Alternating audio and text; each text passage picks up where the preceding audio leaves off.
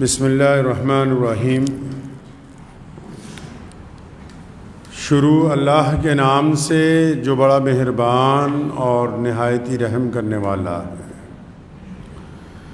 تمام حضرات سورہ فاتحہ اور درود پاک پڑھ لیجئے۔ اعوذ باللہ من الشیطان الرجیم، بسم اللہ الرحمن الرحیم۔ الحمدللہ رب العالمین الرحمن الرحیم مالک یوم الدین، ایاک نعبد وإياك نستعين، إياك نعبد وإياك نستعين، وإياك نعبد وإياك نستعين، اهدنا الصراط المستقيم صراط الذين أنعمت عليهم غير المغضوب عليهم ولا الضالين، آمین۔ درود شریف پڑھیے۔ اللهم صل على محمد وعلى آل محمد كما صليت على إبراهيم وعلى آل إبراهيم إنك حميد مجيد۔ اللهم بارك على محمد وعلى آل محمد كما باركت على إبراهيم وعلى آل إبراهيم إنك حميد مجيد۔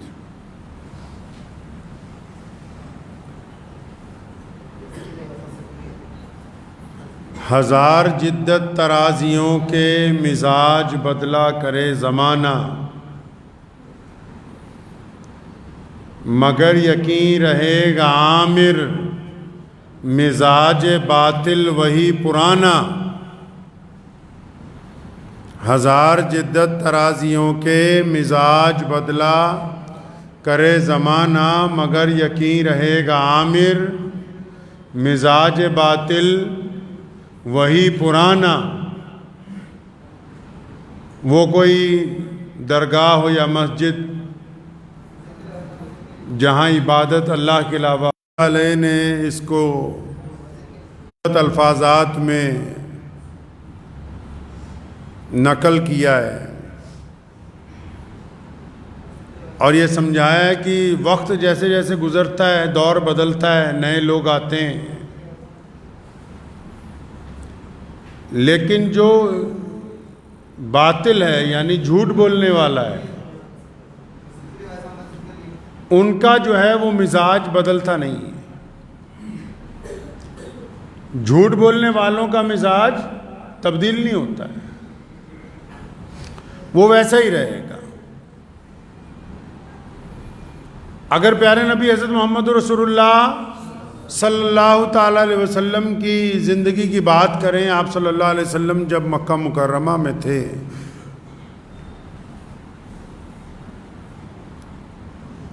تو جو اسلام دشمن طاقتیں تھیں وہ افواہیں بہت اڑاتی تھیں۔ آپ سے یہ جو میں گفتگو کر رہا ہوں، یہ آج کل کا جو ایک طرفہ میڈیا کے لوگ ہیں یا سوشل میڈیا میں وہ عناصر ہیں یا ایسے ادارے ہیں جو صرف اسلام کے خلاف کچھ نہ کچھ روزانہ پروجیکٹ کرنا چاہتے ہیں، تو بعض اوقات کئی لوگ یہ سمجھتے ہیں کہ شاید یہ ابھی نیا نیا بات ہے، آج کل ہی ایسا ہو رہا ہے۔ اگر ہم اسلام کی تاریخ اٹھائیں گے، جب پیارے نبی حضرت محمد رسول اللہ کہیے صلی اللہ علیہ وسلم نے جب اسلام کی بنیاد مکہ مکرمہ کی پاک سرزمین پر رکھی، تو اس دور کے بھی جو سوشل میڈیا گراس روٹ کے باطل پرست ادارے تھے، جھوٹ بولنے والے جو لوگ تھے، لوگوں کو ڈرانے والے جو لوگ تھے، ورگلانے والے جو لوگ تھے، انہوں نے افواہوں کا بازار گرم کر دیا، افواہیں اڑانی شروع کر دیں کہ نعوذ باللہ مکے میں جو محمد رسول اللہ صلی اللہ علیہ وسلم آئے ہیں، نعوذ باللہ وہ تو جادوگر ہیں۔ ایسی ایسی باتیں جو آج ہم زبان پر نہیں لا سکتے، انہوں نے لوگوں کو سمجھانی شروع کر دی، کہنی شروع کر دی۔ اب کوئی کسی کے خلاف گفتگو اس لیے کرتا ہے اس کے پیچھے دو مقصد چھپے ہوئے ہوتے ہیں. پہلا یہ کہ جو بھی انسان کسی مذہب کے خلاف بولتا ہے وہ یہ چاہتا ہے کہ میں فلاں مذہب کے اگر خلاف بولوں گا تو شاید میرے مذہب کے لوگ مجھے اپریشیٹ کریں گے, وہ کہیں گے یہ بہت بڑھیا بندہ ہے, یہ تو بڑے کمال کی بات کر رہا ہے. پہلا مقصد تو اس کا یہ ہوگا. دوسرا مقصد یہ چھپا ہوتا ہے کہ وہ سچ بولنے والوں سے خوفزدہ ہوتا ہے,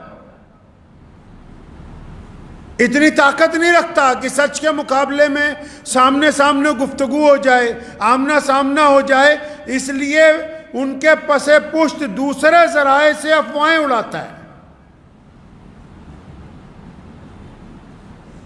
تو نبی علیہ السلام کے دور کا جو میڈیا تھا اس نے افواہیں اڑانی شروع کر دی.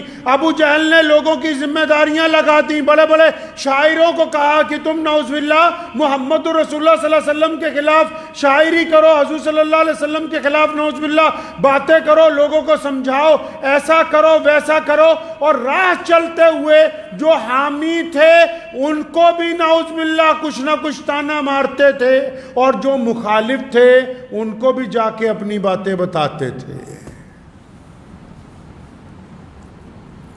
مطلب جو صحابہ ایمان لے آئے تھے ان کو بھی, ان تک بھی کفر نے اپروچ کی,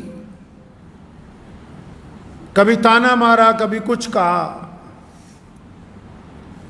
اور جو اسلام کے ساتھ نہیں تھے ان کو اور برگلانے کی کوشش کی. اب اس میں صحابہ کرام رضی اللہ تعالی اجمعین کا طرز عمل سب سے پہلے دیکھنے والا ہے. حضرات صحابہ کرام رضی اللہ تعالی اجمعین کو جب کسی اسلام مخالف بندے نے مکہ مکرمہ میں یا مدینہ منورہ کے اطراف میں جب دین ابتدائی مراحل میں تھا, اگر نعوذ باللہ کسی نے کوئی بری بات کہی تو انہوں نے فوراً اپنے موبائل کے اندر جو ڈیلیٹ کی آپشن تھی, سمجھ رہے ہیں آپ بات کو, یہ مثال دینے کے لیے کہہ رہا ہوں, اس وقت میں موبائل تو نہیں تھا نا, یعنی ہمارے ذہن میں جو بات کو ڈیلیٹ کرنے کی طاقت تھی اس کو اس خانے کے اندر ڈال دیا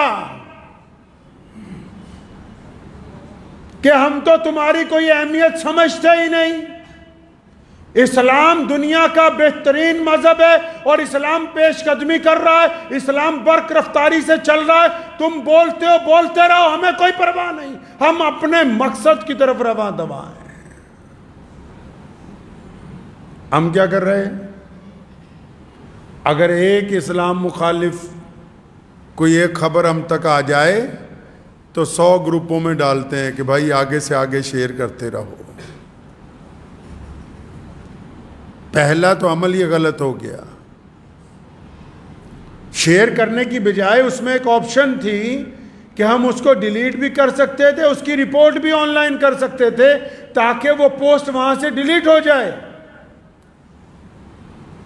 لیکن کیونکہ ہم نے اسلام کو پڑھا نہیں ہے, ہمارے نزدیک تو بس 5 وقت کی اذان اور یہ 5 وقت کی نماز ہی اسلام ہے. قرآن خوانی کروائی, خود بھی بریانی کھائی, دوسرے کو بھی حلوہ کھلایا, بس یہیں پر آ کے دین ہمارا مکمل ہو گیا ہے. یا پھر ایک دوسرے کے خلاف فتوے بازیاں ہیں, اتفاق کی کوئی ایسی گفتگو ہی نہیں ہے. یو سی سی کا معاملہ چلا, اب یہ دیکھیے کہ اتنی بڑی مسلمانوں کا ادارہ مسلم پرسنل لا بورڈ, اس نے اعلان کیا بھارت کے مسلمانوں کو کہ اپنی رائے دو. اتنے بڑے بڑے لوگ اس میں شامل ہیں, لیکن صرف 17 یا 20 لاکھ لوگوں نے رائے دی. اور اس کے بعد اب کچھ ان کے حامی, رات میں ایک چھوٹے سے مولانا کی تقریر سن رہا تھا, کہتا مجھے تو لگتا ہے کہ ان 20 لاکھ کے علاوہ باقی سارے ہی منافق ہیں.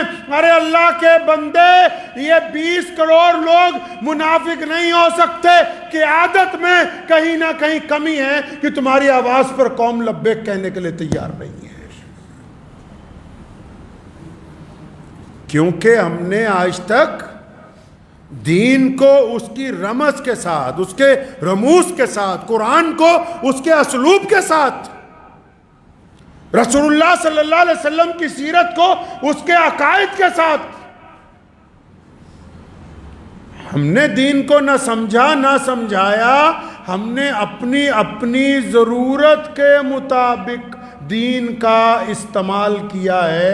دین کو اس نہج پر لے کے نہیں آئے جو محمد الرسول اللہ صلی اللہ علیہ وسلم نے عطا فرمایا.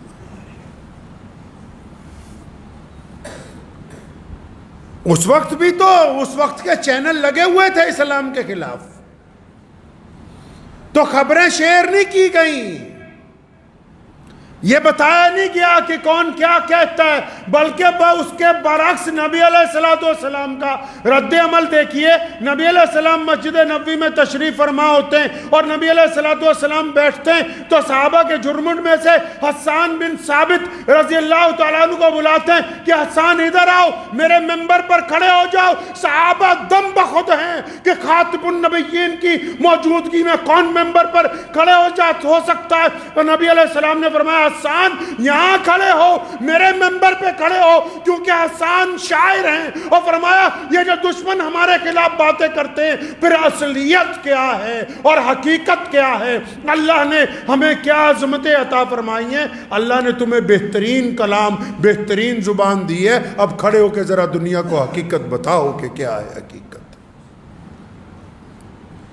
پتہ یہ لگا کہ جب لوگ جھوٹا پروپیگنڈا کریں دین کے خلاف، پتہ یہ لگا کہ جب جھوٹی خبریں پھیلائی جائیں، پتہ یہ لگا جب خبروں کے ذریعے کسی کو دہشت میں لانے کا مقصد ہو، خبروں کے ذریعے کسی کو ڈرانے کی کوشش کی جا رہی ہو، خبروں کے ذریعے کسی کو دماغی طور پر پریشان کرنے کی کوشش کی جا رہی ہو، تو ایسی خبروں کو اسلام کی وہ بہترین نبی علیہ السلام کی سیرت کردار، وہ ہماری ذمہ داری بنتی ہے کہ ہم پھر اسی پلیٹ فارم سے وہ باتیں دنیا کے سامنے لائیں تاکہ جو عام انسان ہیں، جو مسلمان نہیں بھی ہیں، ان کو یہ بات سمجھ آ سکے کہ فلاں بندہ جھوٹ بول رہا ہے اور یہ فلاں انسان سچ بولنے والا ہے.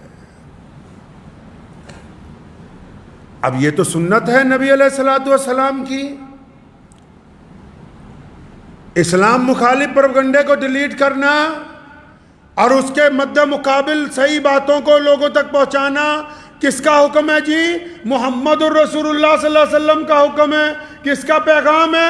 نبی علیہ السلام کا پیغام ہے. تو ہم تو اس معیار تک پہنچے ہی نہیں، ہمیں تو یہ بات پتہ ہی نہیں کہ نبی علیہ السلام کی سیرت میں ہے یہ بات، اسلام کے اسلوب میں ہے، اسلام کے قواعد میں ہے. کیونکہ جس دن سے دین آیا ہے اسی دن سے گراس روٹ پر اسلام مخالف طاقتوں نے اسلام کو بدنام کرنے کی کوشش کی ہے. لیکن دین آگے اس لیے بڑھا کیونکہ ہم نے اس کے مد مقابل اپنا اعلیٰ کردار پیش کیا ہے.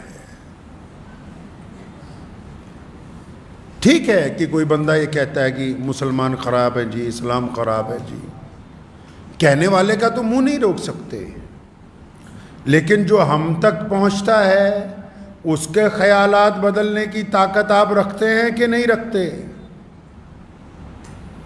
یہ مان لیا کہ میڈیا پر جھوٹ بولا جا رہا ہے اسلام کے خلاف، کبھی 72 حوروں کو لے کر، کبھی 3 طلاق کو لے کر، کبھی 4 نکاحوں، یہ مان لیا کہ وہ اسلام کے اصول کو بگاڑ کے اپنی سمجھ کے مطابق پیش کر رہے ہیں.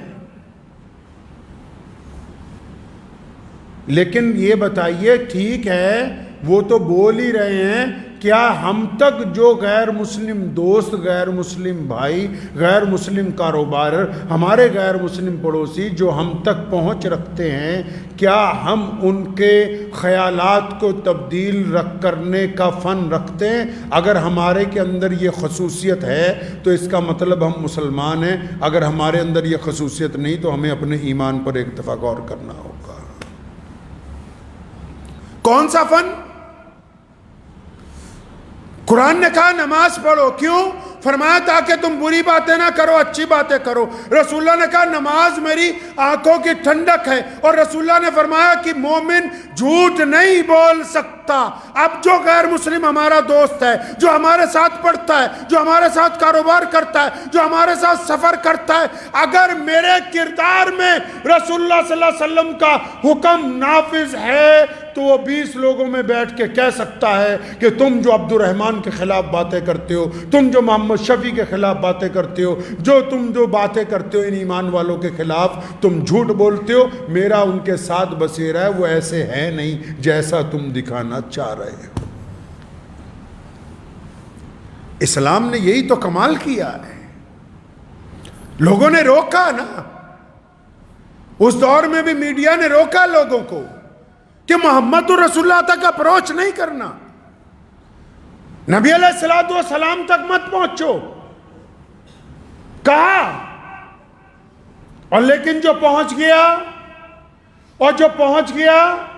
وہ نبی علیہ السلام کا اعلیٰ کردار دیکھ کے، نبی علیہ السلام کا حسن اخلاق دیکھ کے پھر لوٹ کے نہیں آیا، اس نے نبی علیہ السلام کے دستے حق کے اوپر بیعت کی ہے اور یہ اعلان کیا ہے کہ یا رسول اللہ میں تو آپ کے غلاموں کی صف کے اندر شامل ہو گیا ہوں۔ میں مانتا ہوں اس بات کو کہ موجودہ دور میں پوری دنیا کے اندر بہت سارے سیاستدان اسلام کی مخالفت کر کے آگے جانا چاہتے ہیں، کرنے دیجئے، مخالفت اسی کی ہوتی ہے جس میں کوئی بات ہوتی ہے، لیکن کیا ہم میں وہ بات ہے کہ نہیں؟ بات اب یہ ہے، اگر 20 لاکھ لوگوں نے صرف رائے دی ہے تو اس کا مطلب جو رائے مانگ رہے تھے، جو رائے دینے کی تبلیغ کر رہے تھے، ان کی بات میں کہیں نہ کہیں وہ اثر نہیں ہے جو 20 کروڑ کے اوپر اثر ہونا چاہیے تھا۔ وہ کہتا ہے نا تو ادھر ادھر کی نہ بات کر، یہ بتا کہ قافلہ کیوں لٹا، مجھے رہزنوں سے گلا نہیں، تیری رہبری کا سوال ہے۔ ہم اسلام کو کس طریقے کے ساتھ چلا رہے ہیں؟ کیا نبی علیہ السلام کا یہ طریقہ ہے جو ہم نے اپنے اندر رائج کیا؟ قرآن نے کیا ایسا ہم کو سمجھایا ہے؟ رائے اگر مانگی حکومت نے تو بڑے بڑے مسلم اداروں نے رائے دے دی، بات ختم ہو گئی، لیکن عوام کے اندر ہمارا کیا معیار ہے؟ معیار جو ہے لوگ ایسے نہیں تولتے، لوگ آپ کے کردار کو دیکھتے ہیں۔ پوری کائنات میں آج اسلام سب سے بڑا مذہب ہے، پتہ ہے آپ کو؟ پوری کائنات میں اتنے کروڑوں دل اگر کسی ایک ذات کے لیے دھڑکتے ہیں تو صرف محمد رسول اللہ صلی اللہ علیہ وسلم کی ذات گرامی ہے۔ آج بھی کائنات میں اگر کسی کی وجہ سے امبیسیاں بند ہو جاتی ہیں، کوئی قوم سراپا احتجاج بنتی ہے تو صرف محمد رسول اللہ صلی اللہ تعالیٰ علیہ وسلم ہے۔ تو ہمیں تو اسی نبی علیہ السلام کے طریقے کے اوپر چلنا ہے، پیارے نبی علیہ السلام کے طریقے پر۔ اس نے کہا نا دو رنگی چھوڑ دے یک رنگ ہو جا، دو رنگی چھوڑ دے یک رنگ ہو جا، سراسر موم ہو جا یا پھر سنگ ہو جا، ڈبل معیار کی زندگی چل نہیں سکتی ہے۔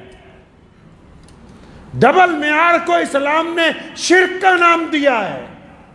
ڈبل معیار کا انسان توحید پرست ہو نہیں سکتا، ڈبل معیار والا ایمان والا نہیں ہو سکتا۔ آپ نے سنا ہوگا کہ ایک بہت مشہور حکایت ہے کہ ایک درخت پر ایک جنگل میں ایک چڑیا اور ایک چڑا دونوں میاں بیوی بیٹھے ہوئے تھے، تو چڑے نے چڑیا کو کہا کہ وہ دیکھو دور سے مجھے لگتا ہے کہ کوئی آ رہا ہے اور وہ ہمیں مار نہ دے۔ تو چڑیا کی نگاہ ذرا تیز تھی، اس نے دھیان سے دیکھا، کہہ رہے نہیں نہیں تمہیں غلط فہمی ہو گئی، آنے والے کے کپڑے، اس کا لباس، اس کا چہرہ، اس کے سر پہ باندھی ہوئی دستار، اس کا طریقہ یہ بتا رہا ہے کہ یہ شکاری نہیں ہے، یہ تو کوئی عبادت گزار ہے۔ چڑیا نے جو دور سے دیکھا نا تو اس نے کہا یہ شکاری نہیں، یہ تو کوئی عبادت گزار ہے۔ تو اتنی دیر میں ایک تیر آیا، چڑے کو لگا، ساتھ ہی لے گیا۔ اب چڑیا نے جب دھیان سے دیکھا کہ جسے وہ شکاری نہیں سمجھ رہی تھی اسی کے ہاتھ میں کمان تھی اور اسی نے تیر چلایا تھا، تو اس نے جا کے راجا کی عدالت میں بادشاہ کے پاس مقدمہ کر دیا۔ اب جب گواہ دے بلائے گئے، اس بندے کو بھی پکڑ لیا گیا۔ اب انہوں نے کہا، پتہ لگ گیا بھی اسی بندے نے مارا ہے، تو بادشاہ نے چڑیا سے کہا کہ پتہ لگ گیا کہ اسی نے قتل کیا ہے، اسی نے تیر مارا تھا، اب تم کیا چاہتی ہو کہ اسے مار دیا جائے، اسے مار دیں؟ چڑیا نے کیا کہا؟ کہنے لگی بادشاہ سلامت، اس بندے کو اس سے قتل کی سزا دلوانے کے لیے مقدمہ نہیں کیا ہے۔ بادشاہ نے پوچھا پھر مقدمہ کیوں کیا؟ کہنے لگی میں تو بس یہ چاہتی ہوں کہ حکومت آج سے یہ قانون بنا دے کہ جو شکاری ہیں وہ شکاریوں والے کپڑے پہنے اور جو اللہ والے ہیں وہ اللہ والے کپڑے پہنے، کوئی اللہ والا شکاریوں کے کپڑے پہن کر کسی کے اوپر تیر نہ چلائے کبھی۔ یہ صرف مسلمانوں کے لیے نہیں کہہ رہا ہوں، دنیا کی تمام اقوام کے اوپر یہ بات لاگو ہوتی ہے کہ جس نے جو رنگ ڈھنگ اپنایا ہے، جیسا ظاہری طور پر نظر آتا ہے ویسا ہی باطنی طور پر نظر آنا چاہیے۔ جو ظاہر میں کچھ اور ہیں، باطن میں کچھ اور ہیں، ان کی آواز پر کوئی لبیک کہنے والا نہیں ہے۔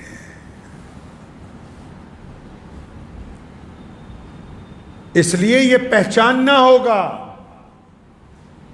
اہل اسلام کو پیارے نبی حضرت محمد رسول اللہ صلی اللہ علیہ وسلم کی سیرت مبارکہ کو پڑھ کے یہ دیکھنا ہوگا کہ ہم نے جانا کدھر کو ہے، کرنا کدھر کو ہے۔ رسول اللہ صلی اللہ علیہ وسلم نے اپنے صحابہ کو جب یمن کی طرف بھیجا،